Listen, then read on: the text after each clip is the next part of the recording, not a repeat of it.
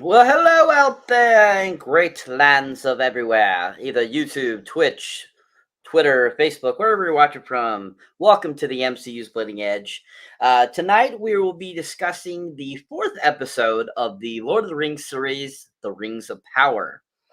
Now, we are a few episodes behind, so please bear with us. We'll be getting caught up on that very shortly, but we're currently doing four. And hopefully we'll have my amazing co-host, Mr. TrueKnowledge, join us here shortly. He's having technical difficulties, so hopefully he will be able to join here soon.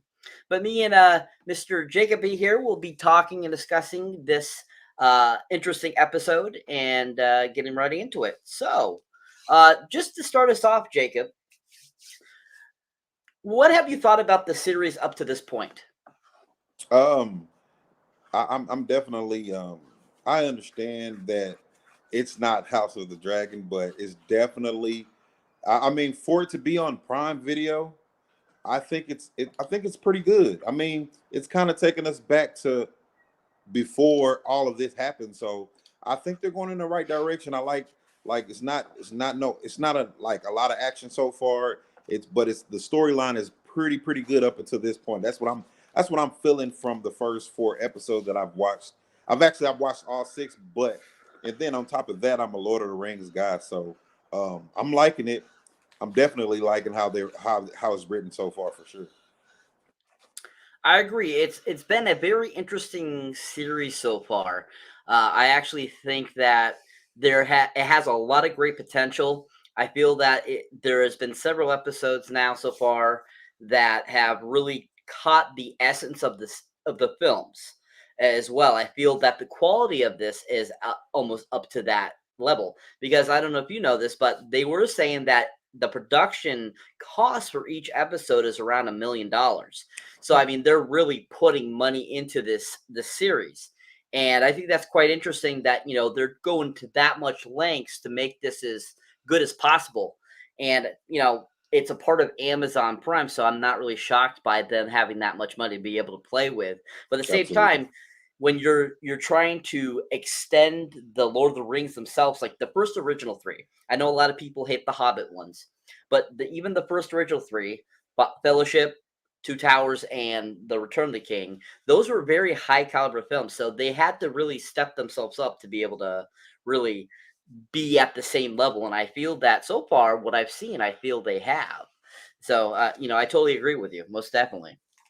Definitely.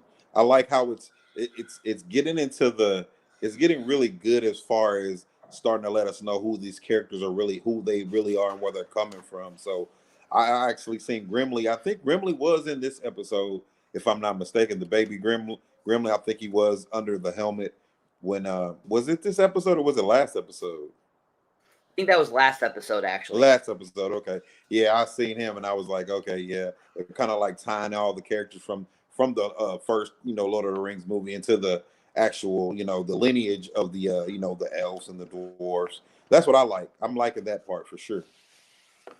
Most definitely. The whole like fantasy about the Lord of the Rings has always been something that's very enjoyable, and you always kind of want to learn more about it. And so even if you've read the books, I know a lot of people that have read the books and said that the films themselves did a lot of justice to the book. So I'm glad that they're trying to keep up with that, even though this series is loosely based on the other writings that J.R. Tolkien has taken or wrote, I should say. They're doing a pretty good job of keeping what they already have in those books and extending on that. So I think that's admirable on their part as well. All right, so to start this episode off, so we basically start off with an interesting dream sequence that is kind of, bizarre a little bit, but at the same time, I think it's really fun. It's a very vivid dream, and it's of a tidal wave destruction of Numenor. And Muriel is the one that has this, basically this prophecy or this dream. And basically, she has a dream, things are about happening to, Numenor, and then all of a sudden she wakes up. Oh,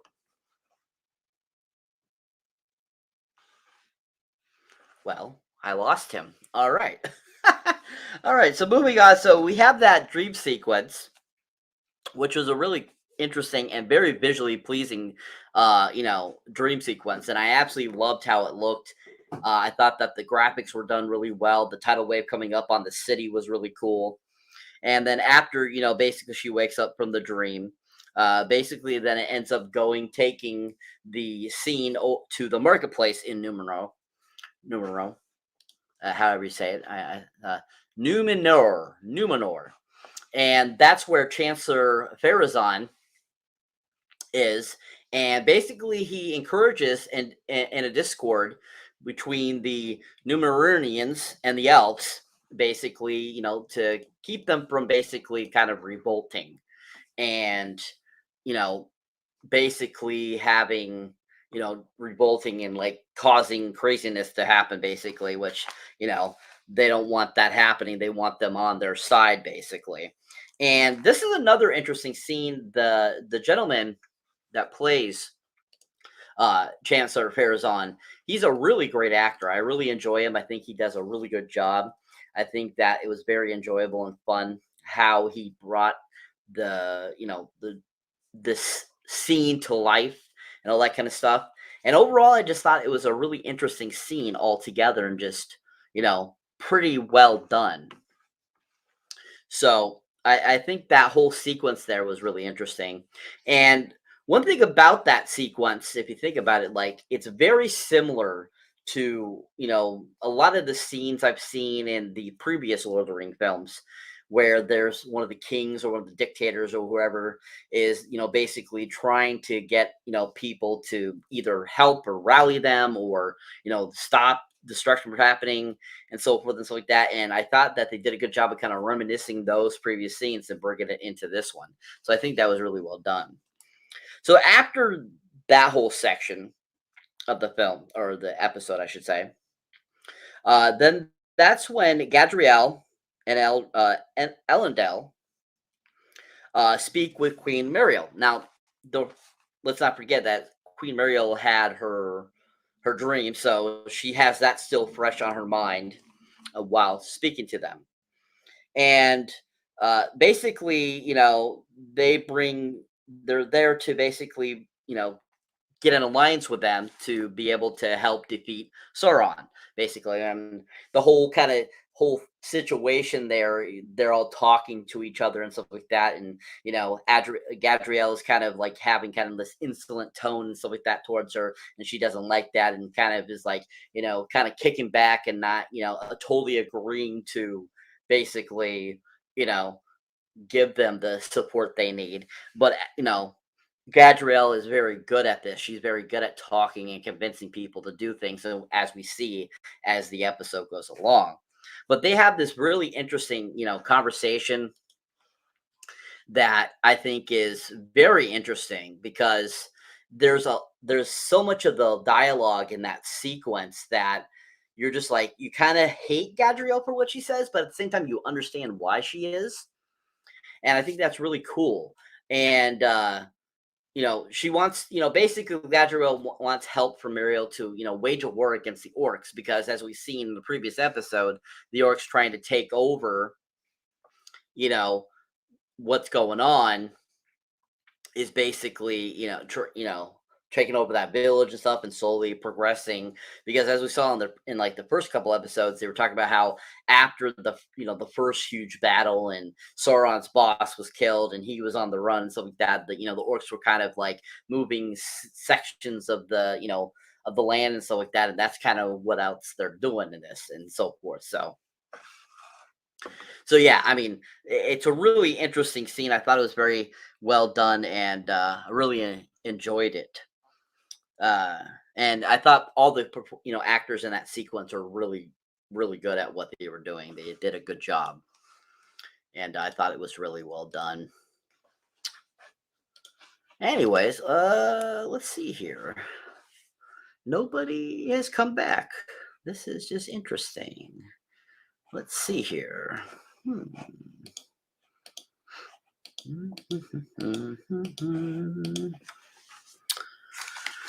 Anybody coming back? Where'd Jacoby go? Jacoby. It's kind of like these moments you're kind of like, you're just like, what the heck am I going to do? What? It's kind of this. Exactly. What, people? What? Or, one of my, co-host, favorites, he does Hot this. D. That's right. Hot D. Anyways, so as we progress on with this show, hopefully somebody will come back. Maybe, hopefully, I don't know. Anyways, Jacoby, if you're out there and you're listening, I'm waiting for you to come back, sir. So after that, that whole speak with, Queen Mariel and Galadriel and all that kind of stuff like that, basically she ends up denying, and basically, Gadriel, because she gets denied, she gets really super uppity and basically thrown in jail. So as she's in jail, she kind of has a conversation at one point in the jail with another person that's in the jail. We'll get to that, but that whole end sequence of the talk, and then Gadriel gets really upset and like bashes the queen. That was just awesome. I loved it. I thought she did such a great job of bringing that to life. It just was a really fantastic scene. And so basically, she gets, for yelling at the queen, she gets put in jail. Then we go to Isildur onto a ship where we have a character that we get to kind of know in episode 5 later on, a little bit more about him. But we go to Isildur, and there's one of the guys who's on the ship, and he accidentally lets the rope go as he's daydreaming, basically. And he gets him and his friends that were on the boat trying to get this job or whatever it was, basically to, help and to, basically. Let's see here.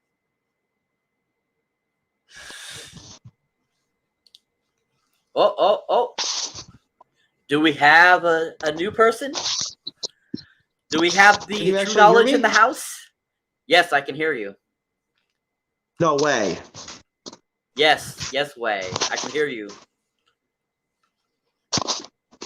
Oh. Is that any better? Is that better? Sounds the same. Yeah, sounds the same. Same? Yeah, sounds the same. Hey, there. Hey, I managed to get out of my shitty phone. My shitty phone. No, I don't want a gecko. Do I want a fucking gecko? Yeah, I want a gecko about as much as I want fucking to set the fucking Verizon headquarters on fire. Well, no, I didn't say that, folks. No, he did not say that. No, he did this. Hot D.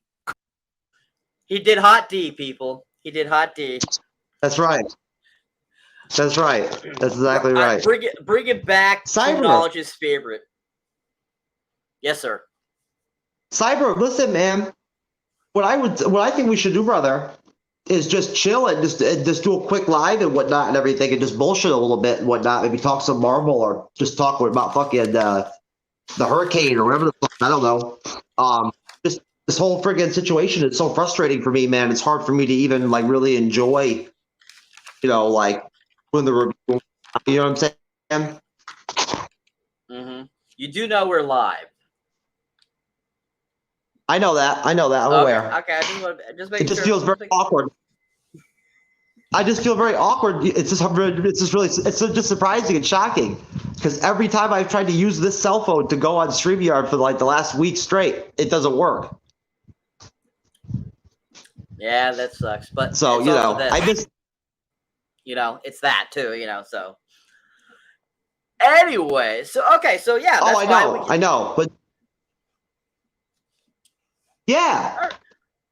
So people, we will return to Lord of the Rings at some point, but so we'll just do a bullshit fun little podcast for you guys tonight, since we finally got my co-host with me, Mr. TrueKnowledge, and we got to start off with all the good stuff, people, all the good stuff. Of course we have so many great things that are just so much fun here at the Bleeding Edge. And let's talk a little bit about, Hurricane Ian there, Mr. Jeff. How was that, sir? I mean, I don't know, Daff. What do you think? How was the hurricane? Horrible. You heard it. Not good. Horrible. Shit sucks. Yes. It's not a positive situation. Gotcha. So it's not this. It's not. No. Oh no. No. I just feel blessed that everybody that we're all safe. That. Bitch, I'm a cargo. Move.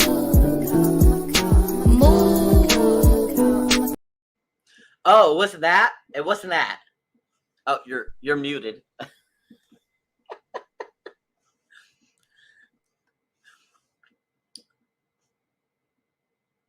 Now you're like totally spaced there. Hello. Now you're so this is the lovely Bleeding Edge, folks. You guys rock. Let's see here. Oh, this is exactly what we need right here. There we go, people. All right. So the one person that's watching, thank you for watching. You are awesome. Anyways, so let's see if Mr. TrueKnowledge pops back up here. But anyways, yeah, I mean, in Marvel news, there was a new Wakanda Forever trailer launched a couple days ago. So if you had a chance to check that out, I definitely recommend checking it out. It actually shows you a lot more than that first trailer showed. And it's also, I've heard that it was just really well done and that it showed a lot of great other things that, the first trailer didn't show, and it gives you a little more idea of where things are going, what things are feeling, and so forth. So I've heard a lot of good things. If you haven't checked that out, definitely check that out. On October 7th, which is this Friday, this Friday, Werewolf by Night launches on Disney Plus, so that'll be definitely something we will be discussing and reviewing on the MCU's Bleeding Edge. And that's awesome, and that's gonna be fun. Currently, it's 100% rotten fresh on Rotten Tomatoes, which I find really interesting. I think there's very few Marvel things that are 100%, so I think that's really great that that got that. Anyways, so what else?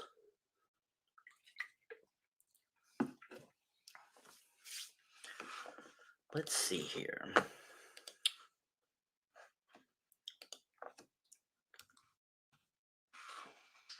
All right.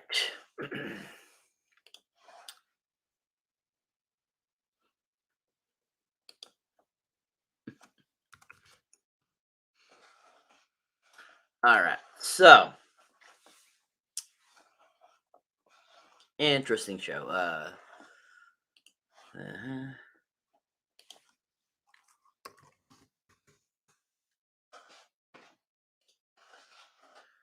All right. So, what other great TrueKnowledge Jeff things have we not shown on the Bleeding Edge recently that he loved to show? Oh, this one. A lot of people have missed, I'm sure.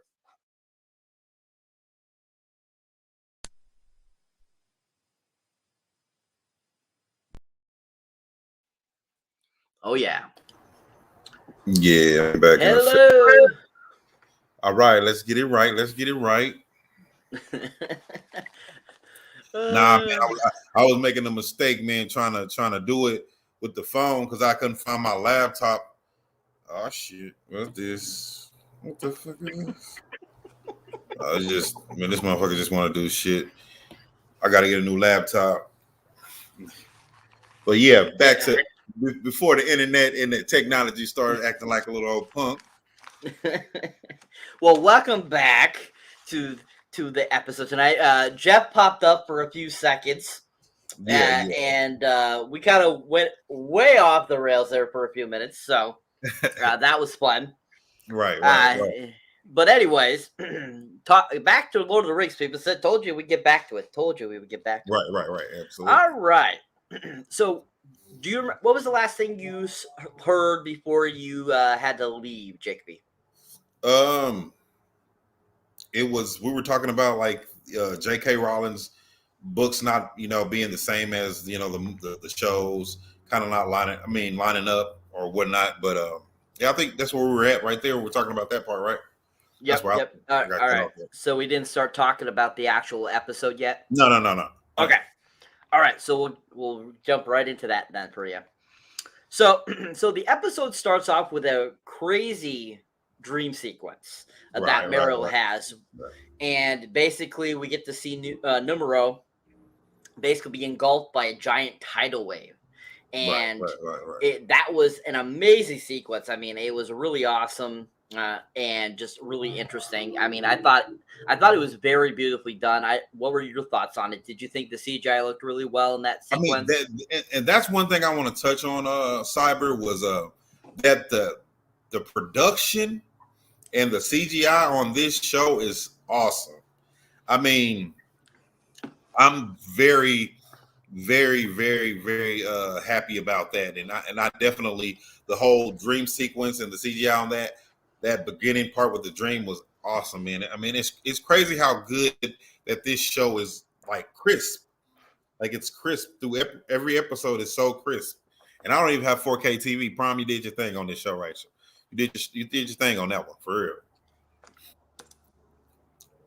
Most definitely. I totally agree. I mean, like I said, this is a very high caliber show. I mean, I'm really been impressed with how good the quality has been so far. And even like I feel it's very in-depth looking, like the 4K or 8K, whatever cameras they're using were really well done. They used really great equipment to make this it showed in that opening sequence with the dream with Muriel. I thought that was really great. So once she has the dream, she wakes up from it. And, basically it's like, oh, it's all a dream. Thank God it didn't really happen. Right. It didn't happen. But of course, of course she's still kind of like, oh, great, horrible. But then as we move on, then we go to the marketplace in Numenor. And there, Chancellor Pharazôn, who happens to be a relative of the queen, is there. And he's trying to keep the people from revolting, basically, from what's going on in the world right now. And he gives a speech, a discord to kind of like calm the people, let them know what's going on, that kind of deal. And the guy that plays Chancellor Pharazôn actually is a really awesome actor, I think. I've seen him in other things. He's a really phenomenal actor, I feel. And he really does a great job of presenting that character, I thought. And that whole sequence, I thought, was really well done. And I thought that just like even all the people in the crowd and like just, everyone else there, they all did really well at bringing that whole scene together. Absolutely. What were your thoughts on that sequence? Was there anything that popped out to you, or was there anything that you disliked about it? I mean, it's actually, it's actually on point for where the episode is going to. Stepping out, telling everybody, hey, man, look, getting to the crowd and like not trying to get them to revolt and go against the queens. That's exactly what you want in that sequence there. And that actor that does play, I think I have seen him in a few other shows and movies. I have seen him, and he is a really good actor too. He really plays the parts that I've seen him play. They play pretty good, and he definitely did his thing with that whole speech to the crowd and letting them know, hey man, we gotta be calm, man. We gotta be calm. Most definitely, yeah. And I mean, just like in any situation like that, we've seen in other movies before that. We've seen that happen in plenty of films, even in real life. I mean, there's people that have had to do that. So, it's not something that we're not familiar with at all. And so that's, that was I felt very accurate to what they would have to do. Exactly. So after that scene, we go to Galadriel and Elrond, and they're having a conversation with the Queen Muriel. And basically, they go to her to get assistance with helping with destroying and finishing off the orcs, so that they can get rid of them and not allow Sauron to come back. and basically they want to build an alliance with them, and so they have a whole conversation basically, and Gadriel's telling Muriel exactly what they could do and this and that and stuff like that, and basically we get to the end of the speaking, and basically Muriel says no, and that's when Gadriel gets really pissed about it, and it's like, this is basically she starts bashing the queen, and talking back to her, and basically it gets her thrown in jail. Right. So that sequence was, I thought, so well and so cleverly done, and especially when Gadriel at the end starts bashing the queen, I absolutely loved it. I thought it was so good. I thought the actress that's playing Gadriel did a great job, and I feel that even though she got thrown in jail, I still feel she's like, I still got my point across. You know what I mean? She did get her point across. She definitely did that. I think she was right on point though. Like, I mean, the queen, I understand her position, but at the same time, man, why do you want Sauron to come back? Like, we know that this guy is the ultimate evil, and trying to get rid of those orcs, they're tough already, because you kind of don't already have you don't have the dwarves and the elves involved yet. So you kind of want to try to take them out when you can. Like, if they're kind of like vulnerable, Sauron vulnerable, you kind of want to take those people out. And she was right. And she did her thing, though. She was definitely right. Stand your ground, baby. 100%. And, I thought, once again, I can't say enough how much I enjoyed the presentation that actress brought to that. She just did a really great job. And I thought, watching the episode, that was one of my favorite sequences of this episode. It just, I always go back to it because I'm always thinking, wow, that actress is so good. And, I can't wait to see her do more. And we saw that, farther down the line and as we go on and stuff like that. But yeah, she did a phenomenal job there. So after she gets thrown in jail, basically we go from that to a ship, and we see the ship on the sea, and there's several crewmen on the ship, and they're all like doing their thing to try to have the ship sail. And one of the boys that we see, we find out he's daydreaming, and he's kind of not paying attention to what he's doing, and he messes up and lets go of a rope.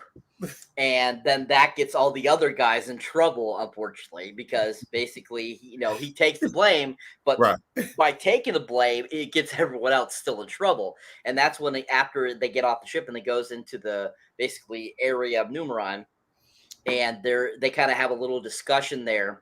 And basically they're like, why can't you just do this and that? And and he's like trying to explain and justify what he did and stuff like that. And they're just like, well, it didn't work. Thou did it by you taking the blame. We still all got punished because of this. And I was like, watching that scene, I was kind of like, I'm like, that seems very familiar to me in like one of the other Lord of the Rings films. Right. And wasn't it like who was that? Was it Lord of the Rings, the first, or was it in Two Towers? I think it was in Two Towers, I believe. Okay. If I remember correctly. There was a scene that was very reminiscent of this. And I think it had to do with the Sean Bean's character in the first film. The brother. Is like, okay. I think it was his brother. Yeah, it was like something to do with his brother and his father and stuff like that. And it was kind of similar. Yeah. And it totally made me think of that. But I thought that scene was kind of interesting. I didn't feel like it was really necessary for the episode, but overall, I thought it still was an interesting scene. What did you think? That little piece in there. Just put that little piece in there to kind of get some of that dead gap that you would have in a show just by putting it there, because that could be something vital that's going to be in the next couple of episodes or maybe 3 episodes. Who knows? But I definitely think that they put that at the right spot in the right time of the show for sure. I like that part because it's like you kind of introducing those guys really almost to the show actually. So, definitely a good spot for that to be in. Yes, most definitely. You always need those little filler sequences, but as long as those filler sequences have a purpose, I feel they work really well. I hate when they put in filler scenes and it doesn't lead to anything. I think that and that could be a possibility too. But I think they're like I said, they wrote this show so far so good. They wrote it right on point, and then they're putting like actual scenes, like you just said, the filler scene where something needs to be where, you know, it might catch us all off guard, but hey, further down in a couple more episodes, you might be vital to what we're looking at. So for sure. Most definitely.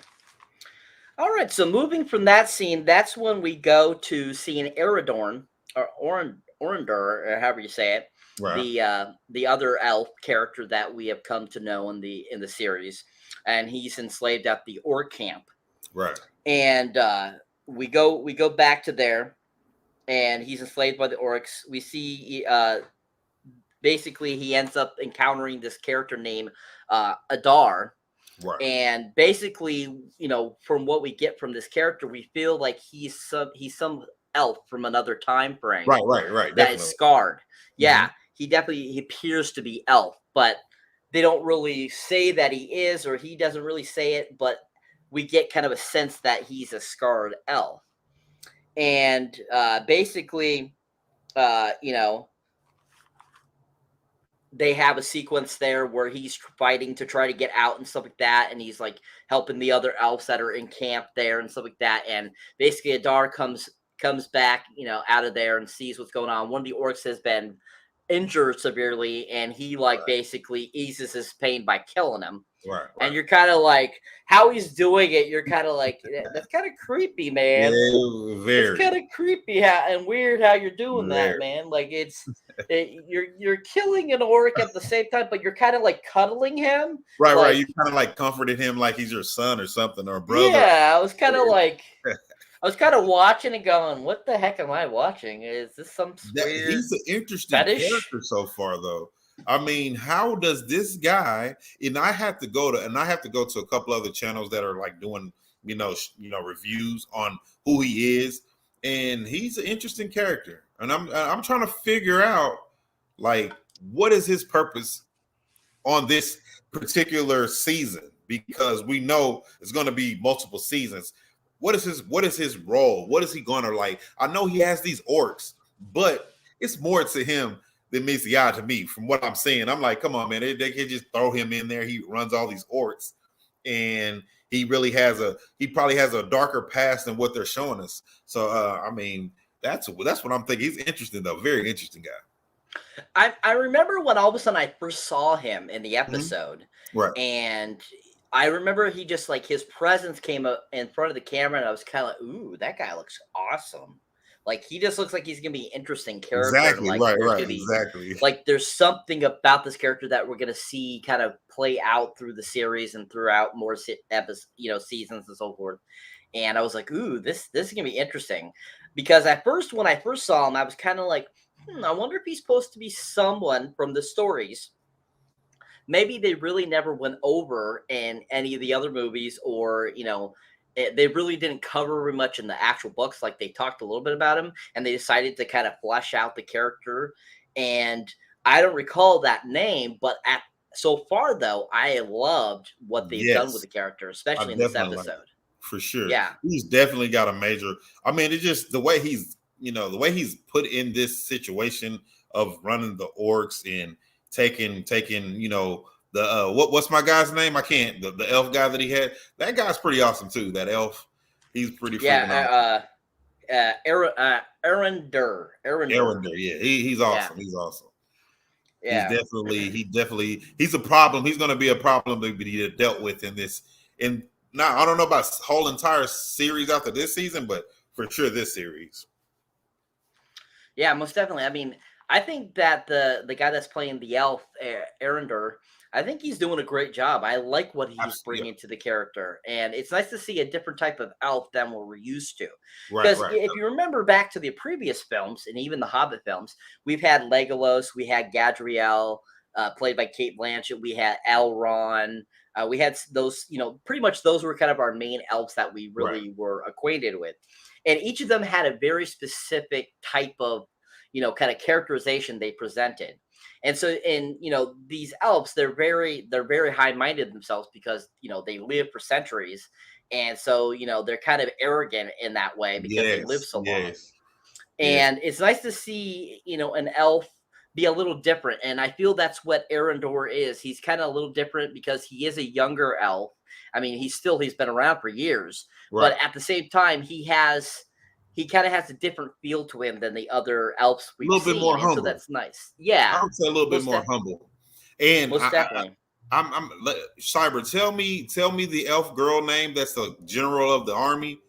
What's her name? You mean Gadriel? Is that her? Is that the Yeah. one they put in jail? Man, Yes. hey, she give Legolas a run for his money. She's a bad character, but boy, like she does some amazing things so far in this series, and I'm like, yeah, I can't wait to talk about episode 5 and 6 about her because she a problem, man. She's a problem.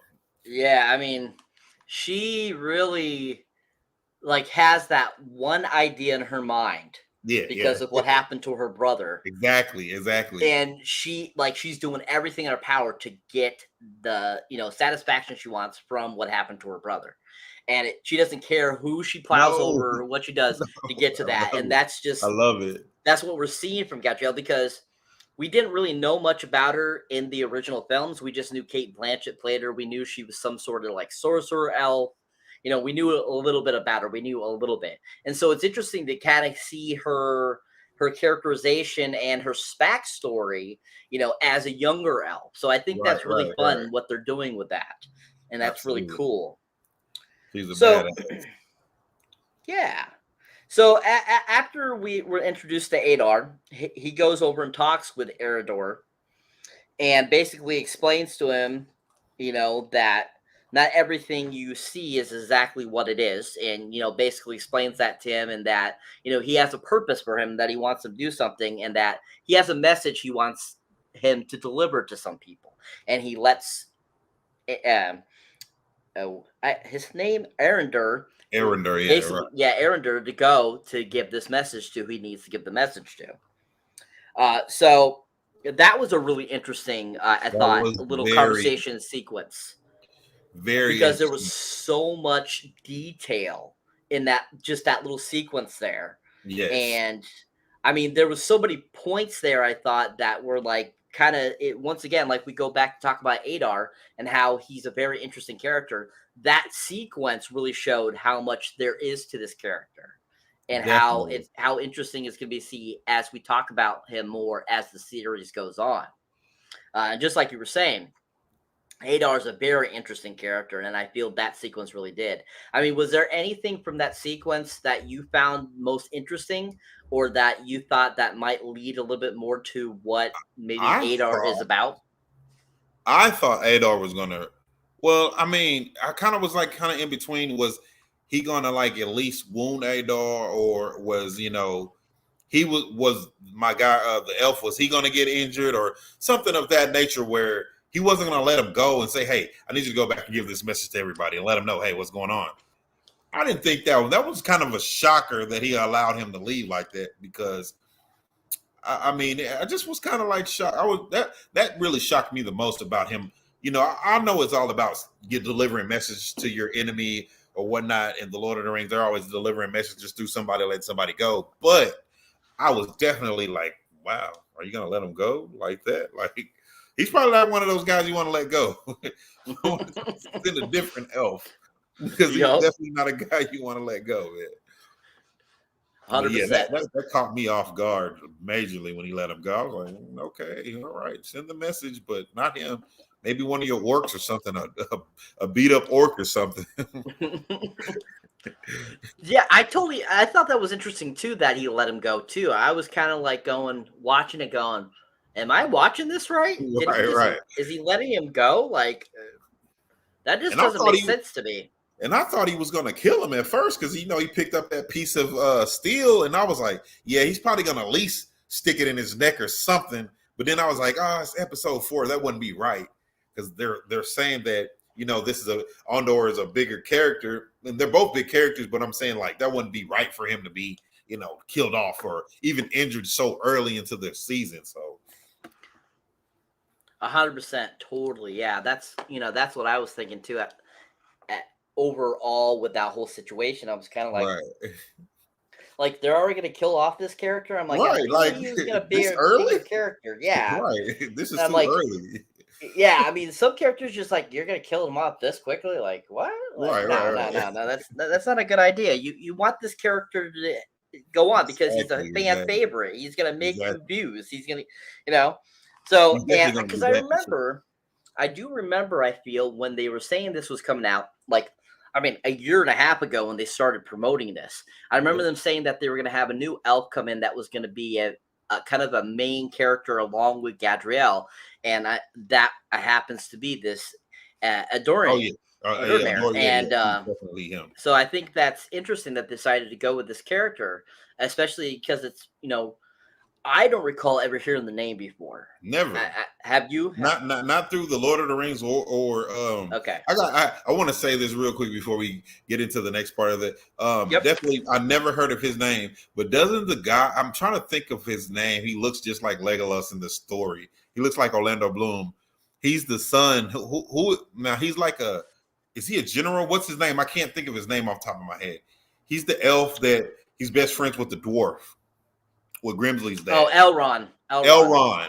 And I'm like, does he not look like Orlando Bloom or is it me? I was like, is that Orlando Bloom's little brother? A little bit. He does Yeah. a little bit. But you know what's funny? Yeah. What's funny about that character is he was played by Hugo Weaving in the original Lord of the Rings. Right, He right. looks nothing like Hugo Weaving. Nothing. Nothing. Not at And I was all. like, this is who you picked to play Elrond, like, Yeah, 400 years earlier or something like that. Right, I'm like, right. I mean, could you find somebody that was a little more similar? I mean, because Similar. this guy is literally Similar. like I swear to God, like 5 inches shorter than Hugo Weaving is. Right, and Hugo Weaving is a big guy. He's not a short guy at all. Yeah, he's like 6'1", 6'2", or something like Yeah, that. right. This guy looks like he's about 5'6", 5'7", and I'm like, nothing like him. I was like cracking up. I was like, nothing. I mean, It's don't like- get me wrong, the guy's doing a decent job, Yeah, but he's at the alright. same He's time, alright. I'm like, And he looks and that's nothing. my thing. I wonder, this is another question I got, Cyber. Is Elrond, is he the character we were just speaking on? Is he gonna be more vital into the battles? That's my thing. Because I would wonder if Elrond is he just a wisdom type of guy, or is he gonna be a guy that's gonna be involved with the battles more? Later on in the season, maybe. I want to say that in the previous films, in the actual Lord of the Ring films, I feel Elrond talks about being in the battle. Oh, the battle I'm gonna have to go back and watch it tonight because you're gonna make me watch the first battle one. where he basically they kill Sauron that first time before he starts to come back. I believe he was a part of that and he did fight in it. So I feel he, by the end of this series, however long they decide to do it, okay, I think we will get to see him in battle. I think, though I'm not gonna say exactly that's what I remember, but I feel that's what I remember seeing in the previous Lord of the Rings films. Okay. From what I've seen. All right, so moving on. So after that whole situation, then we all of a sudden go to Browin and Theo, the girl and her brother, or her son. I can't remember exactly what they are. I feel that they're supposed to be mother and son, or brother and sister. I can't remember. What do you think about that though? Go ahead and finish your spiel with that, and I'll ask you a question after this. Okay. So we go to them, Brown and Theo, in their city, and they're finding out that the food rations are super low, and that they're running out of food, and that they need to do something about it. And so they come up with a way to get more. And Rowan doesn't like the whole idea at first because Theo says he's got to help with it, and she doesn't want him to do that. And even though he says that he can do it, she still doesn't agree with it.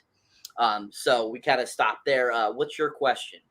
So I was going to ask, what in particular, because I know these two, her and her son are very vital, because him picking up that piece of, is that a sword or is that some kind of staff that I'm if I'm correct, isn't he the only one that can pick that thing and make it like do the fire? Because I haven't seen anybody else pick it up yet. Either whether it be his mother or whoever else may be in the first few episodes, because I know I seen him pick it up twice, and he had the fire come out of it. So, what is the connection with that? I'm asking because I might be lost on that one. Yeah, so I they haven't really explained the reason why he's able to ignite it or how he's able to activate it. But I'm guessing, just like you were saying, I think down the long run, we're going to end up finding out that maybe he's a part of a lineage of who might end up defeating Sauron. Maybe he ends up being the father or the uncle or a son. That's a good. I like that. Of somebody that is further down the road that's a part of that battle, or he is in that battle, and maybe he's one of the kings that ends up, being a part of the collection that have the rings. You never know. So it could be something like that, or it could be something completely different. But that's what I'm thinking that it's going to lead to. That has to do something with someone from that battle. That's my kind of thoughts on it. But yeah, that is interesting that he's able to pick up the sword and use it. And like I said, so far I don't recall in this episode them actually explaining why he's able to do that. No, I didn't see anything. I think I'm just kind of like I'm seeing him and his mom a lot, even though they're our guy is over their protector. He wasn't one of their protectors over the tower. Now, let me ask you this: Are those the 2 towers they're building? That's a good question. They could be. Who knows? But the 2 towers, I believe, weren't built around that time. I feel they were built later on. Okay. But I don't recall them ever saying when they were built. So you could be right. Okay. So I just don't. Offhand, I don't know it, and I don't recall them mentioning anything in this episode, or even in episode 5, that those are supposed to be the 2 towers. Right. So who knows? So eventually they could be. So basically, she says no to him, but he ends up doing it anyways, going to get the rations, and we all know what happens there as it goes on. So he encounters an orc, uses the sword, evades him, and he, basically fights him and stuff like that, and hides basically in a well to get away from the orc. Then it bounces back to Elrond, who pops up with a convoy with Celebrimbor, if that's his name. Hold on, let me see here. I don't remember that name. I don't remember. See here. Let me just verify that. Celebrimbor. Let's see here. Is that a city? I think. Let's see. Oh yeah. Okay. Charles Edwards. Celebrimbor, Elving Smith, who forges the Ring of Power. Okay, so Celebrimbor. Okay, I'm saying his name right. So Elrond pops up with a convoy with him. Then Elrond then goes to see his old friend and talks with the Princess Desato to find out where Durin is. So Durin is the current king of the dwarf realm. Right. And we kind of find out about a little bit more about Durin. That's Grimly's dad, right? Isn't this Grimly's dad? Yes. Okay. Yes. Durin is the current king, or I should say, ruling king, because his father's still king because he's still alive, but he's basically getting old and dying, and he's kind of like the next in charge, so he's kind of taken over. But Elrond goes to see him, ends up coming in contact with his wife and ask where he is. And she says, oh, he's off doing this and that. And he kind of suspects that something's amiss, that it's not really that what he's doing. And then he ends up, figuring out that she's lying. So he goes and sees for himself where Durin is. And so he basically follows Durin to find out where he is, and he ends up following him into that cave. Right. And that's where there's an explosion all of a sudden, and then Durin comes walking out of the explosion, and then basically Elrond confronts him, and he, basically tells him what he's doing actually, and it's, this mine that they found, and that they're trying to excavate the stuff out of there that they can use for precious metals and materials and stuff like that. So I thought that sequence was kind of interesting too, because that was very visually awesome, that whole sequence too as well. Like the whole dwarf kingdom or the dwarf area where they live. They had that great conversation between Durin and his wife. Basically, her saying that she tried to throw Elrond off the scent. But that whole mind area I thought was really cool and interesting. And I really like the Dwarf King. I think he's so cool, and I absolutely love dwarves. I think they're one of the best characters in the Lord of the Rings universe. And so I was very happy to see this character, especially when he popped up in the last episode. And I just really enjoyed this character, and I enjoyed him and Elrond's camaraderie and just camaraderie and how they are and just how they work together. I think it's really fun. That metal he's looking for, is that what the Mithril is made out of? Correct. Okay. Yeah, I love the dwarves because they kind of like give the elves balance, and they kind of give us as the Middle Earth humans balance as well. And awesome fighters. They're a problem too. Orcs don't want any problems with those guys neither. Elves or dwarves, orcs don't care who they fight, but you're definitely gonna have a tough time with a dwarf, man. They're definitely battle tested for sure. Yeah, and the ore, I don't believe I'm 100% correct, but I believe the ore that they find is eventually the metal they use to make the rings of power. Okay. I think is what it's end up getting happen is that's what's going to happen is that that ore is going to end up becoming those rings and stuff like that. Because there's something special about this ore, and that's why they want it. Because it's like stronger. It's stronger than any other ore they found. It has a different color scheme to it, I believe. Yeah, I did notice that. It's definitely something special, like a type of ore. So I think that's eventually what it's going to end up happening with the ore. Is eventually it's going to become either some weapons or the rings of power, I believe. Okay. Like I said, don't quote me on anything, people. But that's what I'm going for. That's what I feel. That's where it's going to lead to. And that's a good assessment of what you're saying, because that is something special to the dwarves, making their weapons mithril and helping build the rings of power, because that's what the dwarves are. They're builders, right? If I'm correct, right? They're builders. So with them being builders and always finding precious, minerals that they can use to build certain weapons or anything that's going to help out anybody in the positive way, hey, they're going to do it. And I definitely think I'm gonna back you up on that, Cyber, for sure. I think that's what it's going to. I think it's going to be more of the ring of power, more of the rings of power. I'm gonna agree with that one, because why would he be doing that? Why would he be in that cave? Trying to extract that mineral. So definitely. Most definitely, I agree. And just to me, it makes sense that why would the show, make a big deal about this ore? Yeah, exactly. Unless it meant something bigger down the road. Right. And that's what came to my mind, thinking, oh, this could be what the rings are made of. Okay. And like a setup. Because we know it's supposed to be like a metal of some sort, but at the same time, whatever it was made of, because it was forged in the fires and stuff, it had to be something that was really basically almost like titanium, or like even like from the Marvel universe, vibranium. It had to be something vibranium, right. And with how this ore is, it seems to be very special. So that's why I'm thinking that too. Exactly. So yeah, I think that could be. I definitely think that could be what that could be.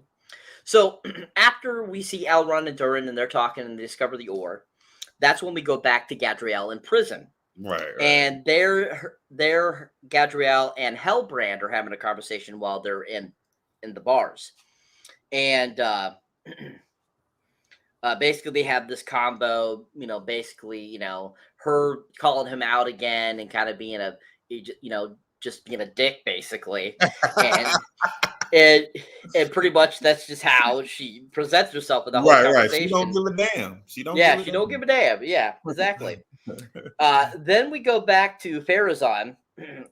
It shows up, and Galadriel beats up his people, basically. I really don't know why he was there. think he was trying to kill her, maybe. I don't know. But he came there into the jail, and then basically, opens the gate and everything, and like she gets out and basically kicks all their butts, Right. which I think was hilarious and just showed like how badass Galadriel is. Like, why And are you opening up the gates for her? Like, yeah, like I didn't get that whole purpose. Like, what was his purpose? And it didn't really explain it either. They didn't No. explain it. So At it's all. kind of like it just was kind of one of those filler sequences again. I feel, Right, exactly. to show a little bit more action. Yeah. A little bit more action. So then after that, then we go to the Isildur and Isildur and Aron having a combo. That basically was a really brief combo that they just had. That really there wasn't much to it. It just kind of like once again a little bit filler. And then after that combo, Galadriel goes to the king's quarters after after fighting all those guys, and Wow. the Muriel is in there along with the king, and basically she sees that the king is ill and dying, and why kind of Muriel's being the way she is, and they have a conversation basically once again, about basically some alliance or helping, and basically finally that's when the queen kind of explains why she was saying no to her at first. Why she said no, because she has a certain hatred for the elves, because something bad happened in the previous time that had to do with the elves. And that the elves basically, because of their high pride and kind of their arrogance, it caused somebody that she knew that was special to her to, basically die. Oh. And and so then, after they have a conversation, they kind of cut away from that, and they go back to Browin and Theo, and he's still hiding in the well from the orcs. Then he gets out of the well and grabs his stuff and is about to get away and stuff like that. And then an orc spots him and like actually starts going after him. That's when Arondir pops up and shoots the orc with an arrow. Right. And basically saves him. Which that sequence is really awesome. I thought it was really well choreographed, and that whole sequence was like just action packed, really good. Even the color schemes were really done well too. And I felt like you really felt like you're in that presence of that scene. It was really good visuals too, like how they had the camera focused. I thought they had it really well, like panning with the action and the actor. Exactly. Yeah, right. It just worked out really well. Right. Yeah, very much so. I mean, was there anything in that sequence there when he's like escaping, he's in the well? Was there anything of that sequence that you found interesting or that you didn't like, or maybe you caught that somebody else might not have? That part, I think, doesn't he have the doesn't he have the sword with him? I mean, the little blade with him. So he has the blade with him. And I think, my guy coming in helping him out, I definitely like the elf guy, the humble. I'm gonna call him the humble elf because he's humble, but he's a badass fighter. Definitely that was a good ass sequence though. Everything getting caught. The orcs. The orcs, man. This is my take on these orcs. They're definitely a lot different from the Lord of the Rings, and maybe I'm getting to this. Are they a little bit more vicious? You think? I definitely feel that these orcs were a lot more vicious than the ones we saw like in the other Lord of the Rings. I think this was more of like the first phase of them. That's like, what I was thinking. The first like kind of creation of them, and so I feel that they were more evil because they still hadn't kind of grown the kinks out of them yet to make them more valuable fighters and stuff like that. You know what I mean? So I feel like they were still trying to figure out how to make the exact orc they were looking for. Okay, cool. Definitely. I definitely think these orcs are some they're vicious, man. I was just like, damn, I don't remember it even being like this on Lord of the Rings at all. But definitely that whole fight sequence, I'm actually looking at it again right now, and it's I have to agree with you on that. The fight sequence with the camera moving, him on the grass trying to duck away from the. It's a badass scene, really. For it not to be that much action in this episode, that definitely kind of like picks it up. Kind of picks it up and leading us into the next. Going into the next episode. So yeah, definitely, I love it. What do you think about him though? What do you think about Rowan though? Like as far as I know, he's young. I think he's gonna be a big part of this series. I mean, I know he has the sword, and I know we were talking about it earlier in the show. I think he's gonna be more. I think he's gonna fight quicker than what a lot of people may think. I don't think he's gonna wait to get older. I think he's gonna start being a warrior sooner rather than later. I think that's my opinion. So you're talking about Theo, correct? Theo, yeah, the son. Yeah, the son. Okay. Okay. Yes, I feel definitely like we were talking about earlier that his lineage might be a part of the battle towards when we end the series. I definitely feel most definitely that he'll be a big part of what's to come. I think that kind of that whole group there, him, his mother, Arondir, and all that. I think they'll all be a big part of what's to come. And since we haven't talked about, we're not into episode 5 yet. But still, there's a portion in episode 5 that kind of confirms what you're thinking in episode 5. So I think that you're definitely correct on that path. That's the way it's leading. That he is going to be a big part of the future of this series. Most definitely. Cool. Most definitely. So after that sequence, that battle sequence, that gave us a little great action for this episode, even though it wasn't a huge action-packed episode, which was still a great section of the film.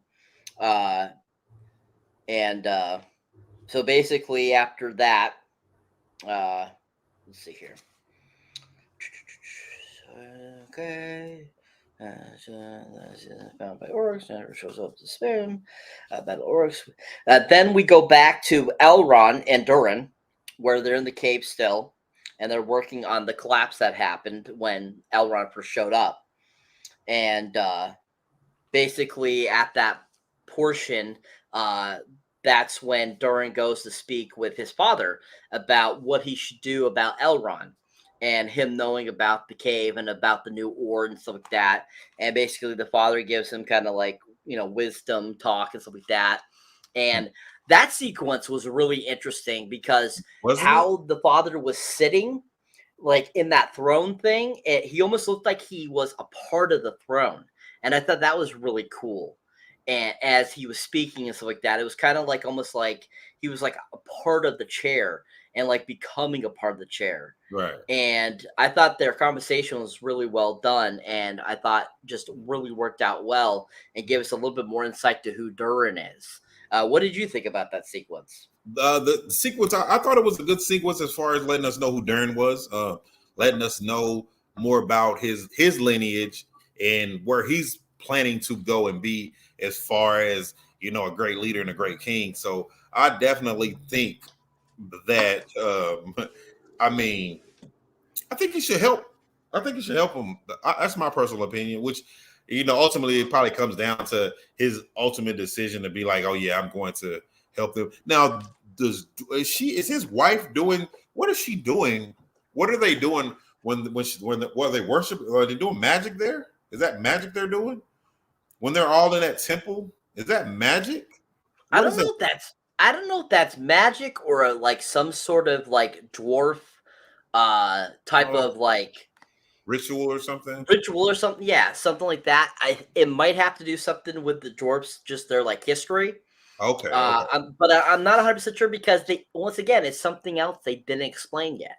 You see, so I don't know. That's what I like about it. They didn't explain it, and we might get that. Yeah, exactly. So we might end up further down the road, might learn more about what that was. Okay. And because it would be interesting to find that out.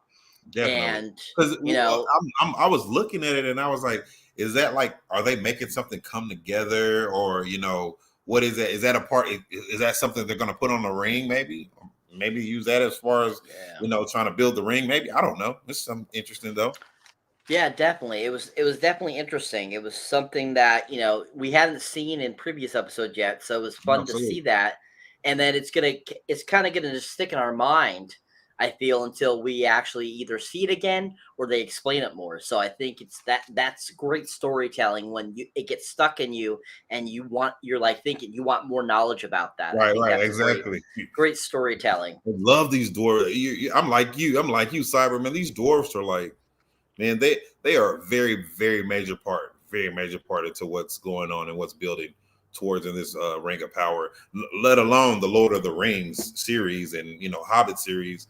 They're definitely going to be huge in this for sure. Most definitely, it totally is going to be. One thing I noticed about this episode too is that it's actually called the Great Wave. So how it begins, that's actually funny that it's called the Great Wave because we first see a great wave at the beginning of the episode. I think that's funny. True, that's true. So the ore, I guess it's called Mithril. Okay. That's what it's actually called. It's called Mithril. It's a fictional metal that we find in Middle Earth writings. So that's actually what that ore is called. It's called Mithril. Wow.